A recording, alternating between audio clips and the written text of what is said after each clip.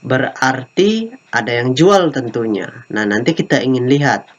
Nah, ternyata yang jual itu di sini kita lihat ya, Citibank Singapura itu melakukan aksi jual, sell ya, aksi jual. Di bulan Maret, sepanjang bulan Maret, itu mereka melakukan penjualan sebanyak 5 kali, yaitu di tanggal 6, 7, 8, 9, dan di tanggal 18 terakhir.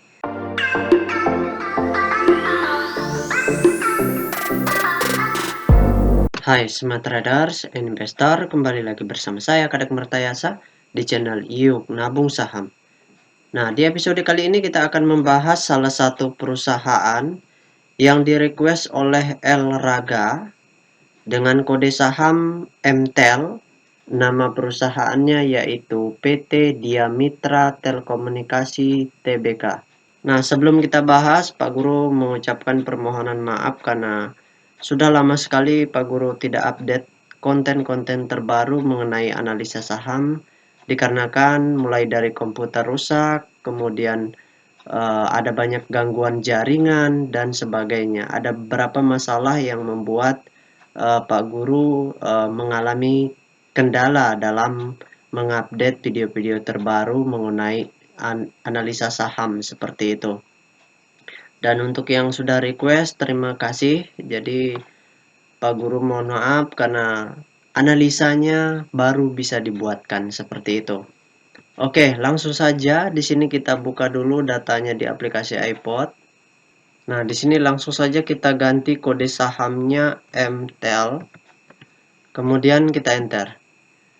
Nah, kalau kita lihat dari grafiknya, tapi sebelumnya Pak Guru ingin menegaskan bahwa di analisa ini kita tidak menganalisa secara teknikal, kita tidak melihat support dan resisten di sini. Kita hanya menggunakan data broker summary dan data peta kepemilikan. Jadi grafik ini tidak terlalu penting karena yang ingin kita lihat di balik grafik ini investor besarnya ngapain seperti itu. Selama sebulan terakhir tentunya. Oke, langsung saja kita buka data broker summary-nya untuk melihat aktivitas investor besarnya selama sebulan terakhir kurang lebih ya. Kita ingin lihat time frame-nya sebulan terakhir. Oke, kita klik broker summary-nya. Nah, setelah kita ganti kodenya, kita langsung ganti tanggalnya. Kita ambil dari tanggal 1 Maret 2023 sampai dengan tanggal 30 Maret 2023. Oke, kita langsung saja show. Di sini, data broker summary ini kita rubah dulu ke dalam bentuk data netting atau data perpindahan kepemilikan seperti itu. Nah, berdasarkan data transaksi atau data broker summary-nya, kalau kita hitung total lot yang dibeli dengan total lot yang dijual secara keseluruhan dengan menggunakan metode penghitungan analisis detektor, maka dapat ditarik kesimpulan bahwasannya selama sebulan terakhir ya, dari sini ya, selama sebulan terakhir di sini itu investor besarnya itu melakukan aksi normal distribusi. Jadi selama sebulan itu investor besarnya dalam hal ini kebanyakan investor asing itu melakukan distribusi seperti itu. Tetapi ada beberapa distribusi yang dilakukan itu bukan ke investor retail, melainkan ke investor semi retail. Seperti itu. Jadi ini cukup menarik kita perhatikan untuk melihat opportunity selanjutnya. Seperti itu. Ketika harga sahamnya kembali diturunkan, itu menjadi peluang.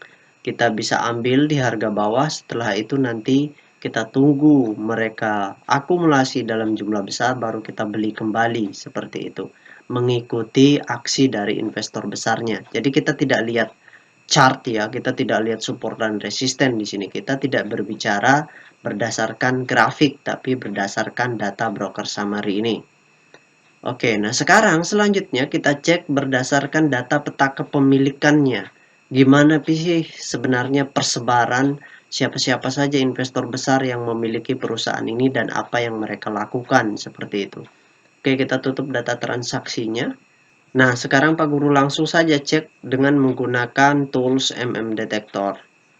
Oke, nah dari hasil riset dari total 28% saham Scriptless yang telah dicetak, yang telah dipublikasi dalam bentuk digital oleh perusahaan MTEL, Mitratel ya, itu kepemilikan investor besarnya di sini tercatat sebesar 41,3%. Seperti itu. Tercatat 41,3%. Yang sebelumnya di sini mereka melakukan penjualan, yang sebelumnya itu mereka memiliki 40. Berarti ada yang jual tentunya. Nah, nanti kita ingin lihat. Nah, ternyata yang jual itu di sini kita lihat ya, Citibank Singapura itu melakukan aksi jual, sell ya, aksi jual. Di bulan Maret, sepanjang bulan Maret, itu mereka melakukan penjualan sebanyak 5 kali, yaitu di tanggal 6, 7, 8, 9, dan di tanggal 18 terakhir. Ini tanggal 18 ya? Sorry, tunggu dulu. Oh, sorry, di tanggal 10. Jadi mereka melakukan penjualan sebanyak 5 kali, seperti itu. Sehingga di sini yang tadinya kepemilikan investor besarnya 41,6% turun menjadi 41,3%. Dan yang menampung itu adalah semi retail ya, sehingga kepemilikan mereka bertambah menjadi. Jika Anda menyukai konten-konten kami mengundang Anda untuk mengklik tombol like dan subscribe agar Anda mendapatkan video terbaru kami setiap minggunya. Dari 53,8% menjadi 54,1%, di mana investor retail itu tetap tidak melakukan transaksi dalam jumlah besar di sini, tidak didistribusi ke retail. Ini bagus seperti itu. Nah, investor besar yang memiliki di atas 5% yaitu PT Malio Investasi Indonesia dan Citibank Singapura, seperti itu. Di mana masing-masing porsi kepemilikan mereka untuk Malio 21,2% dan Citibank Singapura sebanyak 20,1%, seperti itu. Oke, kita kembali ke grafiknya.